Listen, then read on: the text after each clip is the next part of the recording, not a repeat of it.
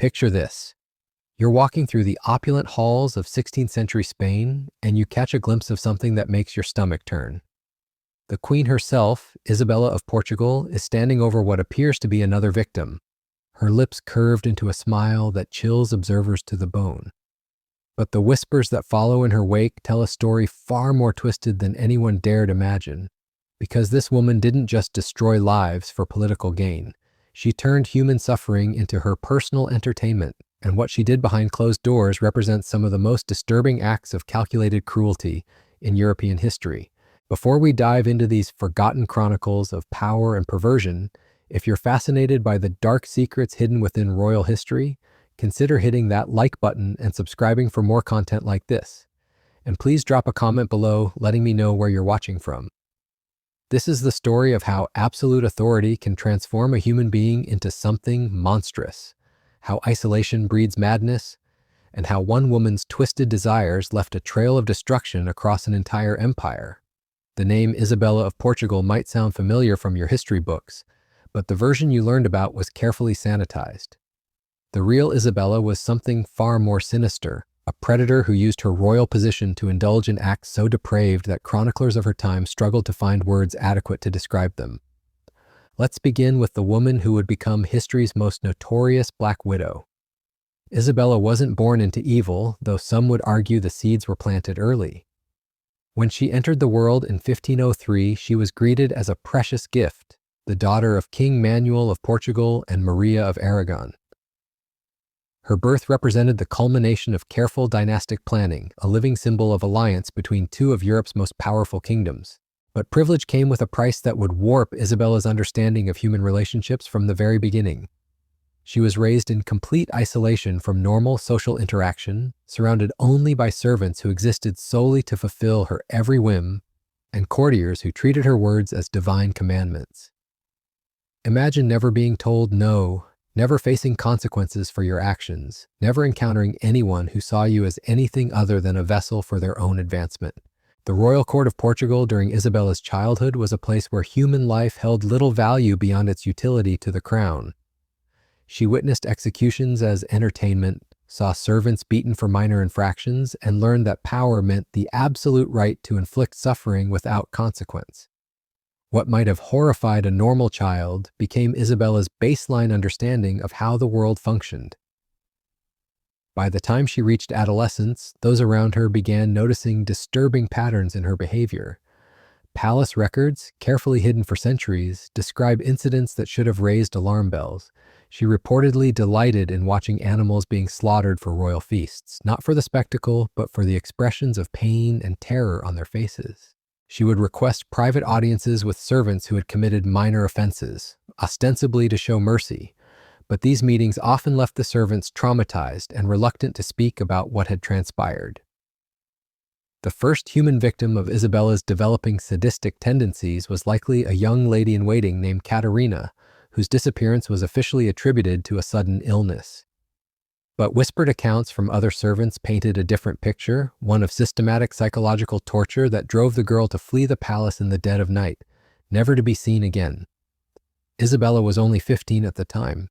What made Isabella's cruelty particularly chilling wasn't its random nature, but its calculated precision.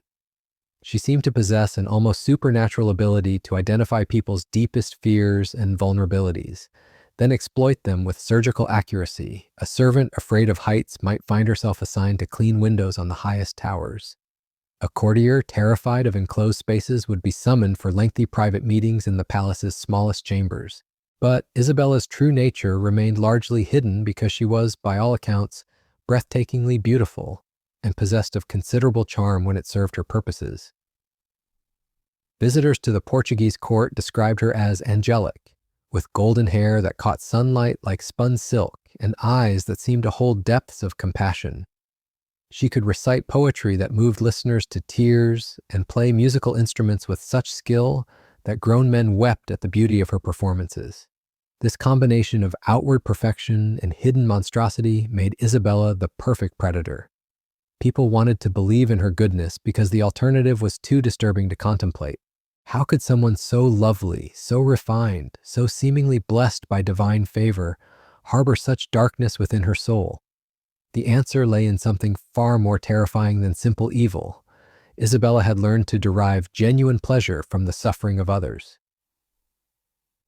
Modern psychologists might recognize the patterns of a sophisticated psychopath, someone who understood exactly how to manipulate emotions and exploit trust. But in 16th century Europe, such behavior was either ignored, excused as royal prerogative, or attributed to divine will. When Isabella turned 18, her parents began serious negotiations for her marriage. The discussions centered around creating the most advantageous political alliance possible, with little consideration for personal compatibility. Multiple European princes expressed interest in the Portuguese princess, drawn by reports of her beauty, intelligence, and the substantial dowry that would accompany her hand. But none of these suitors had any idea what they were truly pursuing. They saw only the carefully crafted public image, the devout Catholic princess who attended Mass daily, the accomplished artist who created beautiful tapestries, the dutiful daughter who seemed to embody every virtue expected of royal women. The reality was something far more sinister, and soon one unlucky prince would discover just how catastrophic a mistake he was making. The marriage negotiations eventually settled on Charles V, Holy Roman Emperor and King of Spain, a union that would create one of the most powerful political alliances in European history. Charles was 26 years old, battle-tested, and widely regarded as one of the most eligible bachelors in Christendom. He had heard glowing reports about Isabella's beauty and accomplishments, but more importantly, he needed the Portuguese alliance to secure his southern borders while he dealt with threats from France and the Ottoman Empire. The wedding took place in Seville in 1526, a spectacle of unprecedented magnificence that lasted for weeks. Chroniclers describe processions stretching for miles, with nobles from across Europe attending festivities that consumed the annual tax revenue of entire provinces. Isabella arrived looking every inch the perfect bride, radiant in cloth of gold, her smile dazzling observers who lined the streets to catch a glimpse of their new empress. But Charles had no idea he had just married a woman who viewed their union not as a partnership, but as an opportunity to expand her hunting grounds exponentially. As Empress of Spain and Holy Roman Empire, Isabella now commanded resources and authority that dwarfed anything she had possessed in Portugal. More importantly, she gained access to thousands of new victims across a vast imperial domain. The early months of their marriage seemed blissful to outside observers. Charles was genuinely smitten with his beautiful young wife, showering her with gifts and attention. Isabella played her role perfectly, appearing devoted and submissive in public while privately cataloging the weaknesses and fears of everyone in the Spanish court. She was particularly interested in identifying individuals who possessed information, wealth, or influence that might prove useful to her developing schemes. Her first major victim in Spain was Don Fernando de Valdez, a young nobleman who had caught her attention during court ceremonies. Fernando was handsome, intelligent, and utterly devoted to his young wife Maria, with whom he was expecting their first child. Perhaps it was this happiness that attracted Isabella's predatory instincts. Or maybe she simply enjoyed the challenge of destroying something beautiful and pure. Isabella began by befriending Maria, offering sympathy and advice about pregnancy while subtly gathering information about the couple's private life.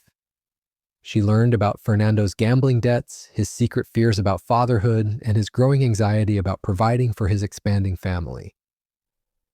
Armed with this knowledge, she began weaving a web designed to destroy both their marriage and their lives. The destruction started small. Anonymous letters suggesting Fernando was having an affair, carefully planted evidence of debts he hadn't actually incurred, whispered rumors about Maria's fidelity.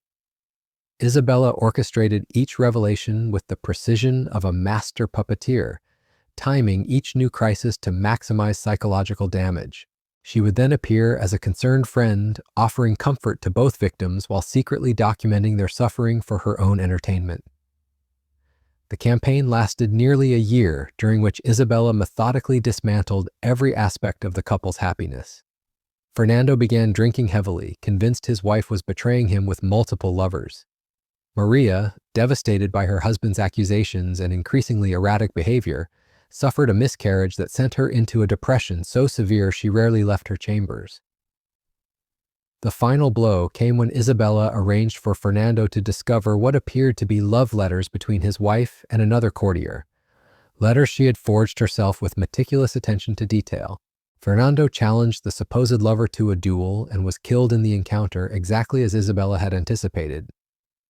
Maria, now widowed and consumed by guilt over the imaginary affair that had destroyed her marriage, took her own life within weeks. Two young people who had committed no crime beyond being happy were dead, their families devastated, their children never born, all because Isabella found their destruction amusing, but this was only the beginning.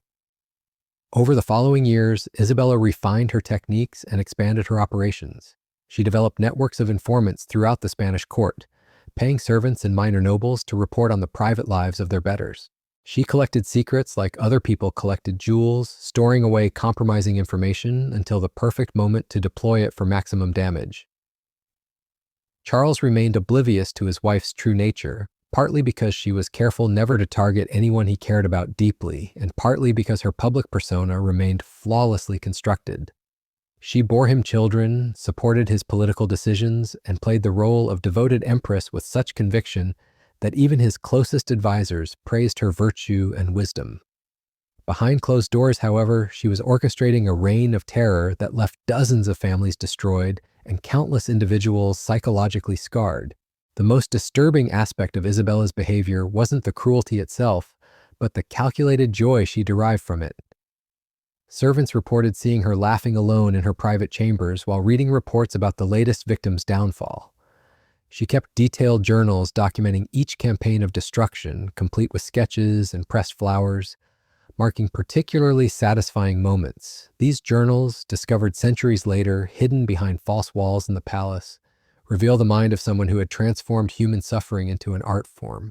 Isabella's reign of terror continued for nearly 20 years until her death in 1539, officially attributed to complications following childbirth. But court physicians privately noted symptoms suggesting poisoning, leading to speculation that one of her many victims had finally found the courage to strike back. Her personal effects, including those horrifying journals, were secretly destroyed by church officials who recognized that preserving such evidence would be too dangerous for public knowledge. The woman history remembers as a devoted wife and mother was actually one of the most sophisticated predators ever to wear a crown. Her story serves as a chilling reminder that absolute power doesn't just corrupt, it can transform human beings into monsters who view other people's lives as nothing more than entertainment. Isabella of Portugal, the Black Widow of Spain, left behind a legacy written in the tears and blood of countless innocent victims, whose only crime was crossing paths with a woman who had learned to feast on human misery. Perhaps most tragically, we'll never know the full extent of her crimes or the true number of lives she destroyed, because power protected her secrets even in death. But her story deserves to be told, not as a curiosity from the distant past, but as a warning about what happens when cruelty goes unchecked and absolute authority falls into the hands of those who see other human beings as nothing more than toys to be broken for their amusement.